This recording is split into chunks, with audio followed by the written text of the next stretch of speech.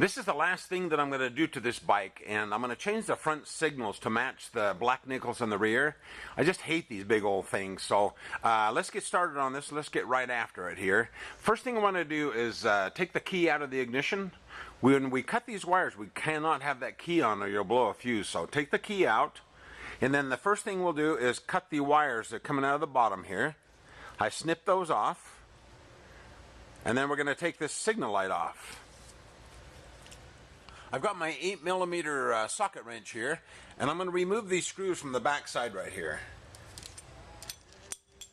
And that's what it looks like. And then after you remove that, you can just open this up and pop that light off. We're going to put the fork clamp on the left side of the fork first. Now if you'll notice, and we'll give you a picture of this too, but you'll notice that the ear is coming out toward me and toward the back. The U-bolts to the front, and this is the way it's going to mount to the fork. So I'm going to go ahead and mount this for you, and I'll be right back. We'll also have a picture of this in your written instructions. Okay, I've mounted this to the left fork just very loosely so you can see how this works. So we've got the ear to the top and toward me, and you've got the plate in the back. So that plate in the back, and then the plate with the ear goes last. And then go ahead and put your nuts on there. I'm going to rotate this so hopefully you can see it. Black is a terrible color to try to video. And then we'll go ahead and just snug this up a little bit. Make sure that you snug it, when you snug it up, that you have the same amount of threads on both sides of the U-bolt. I'll show you that here in just a second. I've mounted it to the fork and I've snugged it up. Now when I tighten this, I want to favor this outside part of the U-bolt here, because the one that sticks out on the inside might hit this plastic in the back a little bit, so we want to favor this. It wouldn't hurt if there's a little more threads on the outside than the inside. Then make sure this ear here is fairly, just kind of points straight to the forward to the bike. Go ahead and snug it up a little bit. It can move a little bit, but we're going to put the light on temporarily. And then once we get all this all mounted on there, we can adjust all this. Next, let's lay our light out on a table, and we're going to cut these wires to 12 inches long. I have the millimeters on the paper that you'll get to, and that you can refer to that length on the papers also. Okay, what we want to do, we want to strip this covering back. I'm assuming you watched the, you've already done the rear light kit, so this will kind of show you how to do all this. Anyway, go ahead and strip the little wires back a little bit and put the butt splicers in place. You're going to only crimp this one side, leave the other side open. If you'll notice here, we've got a purple, a blue, and a black wire. Okay, the most important is the black. That's your ground. The blue wire is the running light. Now if you live in Australia or somewhere where you can't run running lights, you won't use that blue wire. So you just maybe not use that, snip it off, whatever. And then the purple wire is the flash. You'll need that no matter where you live. So anyway, purple, blue, and black. And then let me show you again. To get the lens off, to change the bulb, you just pop a screwdriver in that slot, and you just twist the bulb out.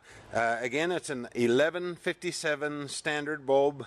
You can get them anywhere. It's 1157 dual filament. Okay, I'll put white tape here, or white paper here, just so you can see these wires better, so don't pay any attention to that. Anyway, this is the wire that you cut that went to the original light. Okay, I want you to go ahead and cut that wire off to about 6 inches long.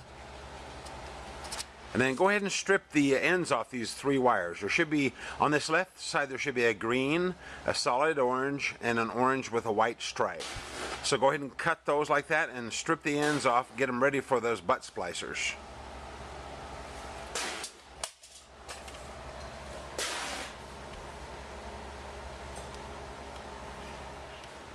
Next, we can go ahead and mount the signal light to the bracket here.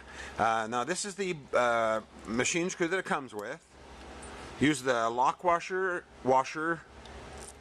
and then we'll shove that through there like that. Now this is that Jim Dandy little spacer that we machined for you.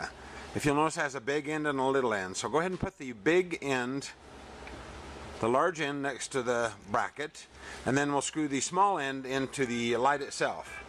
On that too, if the threads are a little too sticky, and be careful starting these, you don't want to strip them.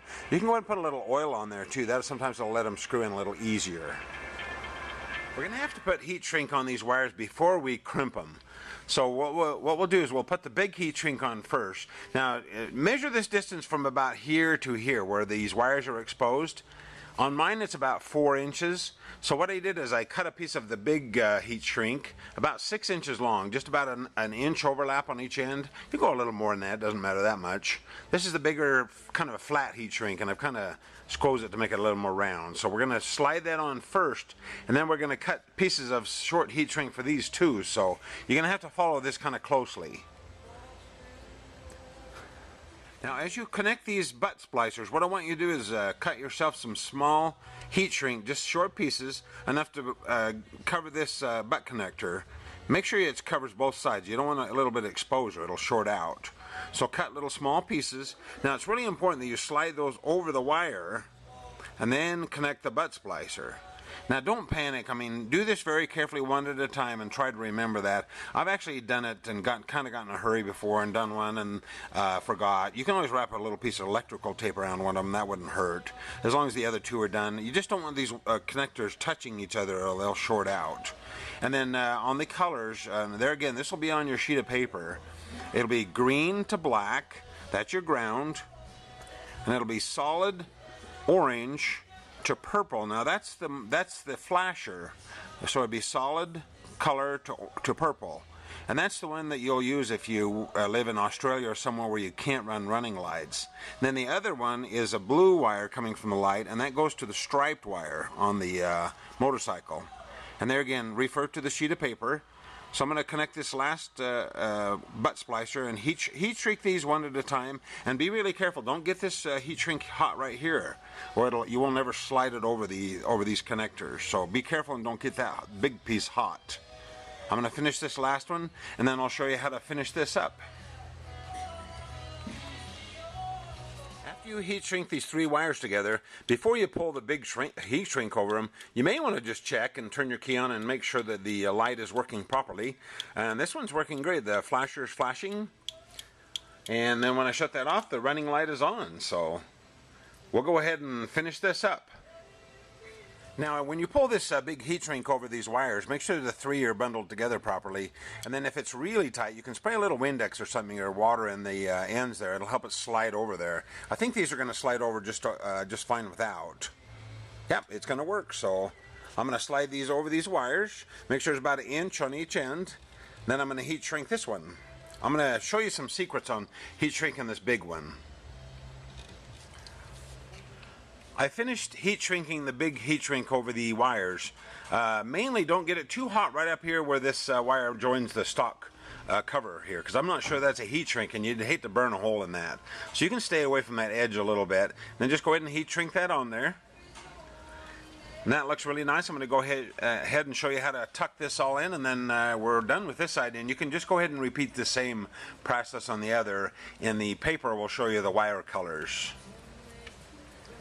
What I did on this, I put a wire tie around here. It's optional. Some people think it's kind of junky looking, but I like it because it holds the wire tight. And if you get it around nice and straight, it looks good. Anyway, I wire tied this right here, and then the wire goes up and loops through the wire hook just like it did originally, and then down into the bike. And you can shove the excess wire down into the hole here on the bike. And then go ahead and snug all this up. Make sure the light is straight to the bike and straight to the ground. I see a lot of people, they have the lights angled up. They don't look nearly as nice that way as they do. What I like to do is I like to line it up so that it's basically in line with the headlight. That looks nice and clean, and it's actually more functional that way.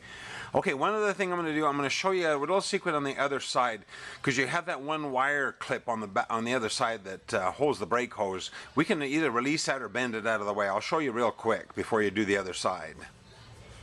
On this side, we've got this wire clip that holds the brake hose. What you can do is you can undo the screw underneath, right here. And that'll release that wire and let it rotate out of the way. If that's too tight and you're afraid you might break the head off that, then just go bend that out of the way temporarily while you hook your wires up. And then you can bend it back once you finish.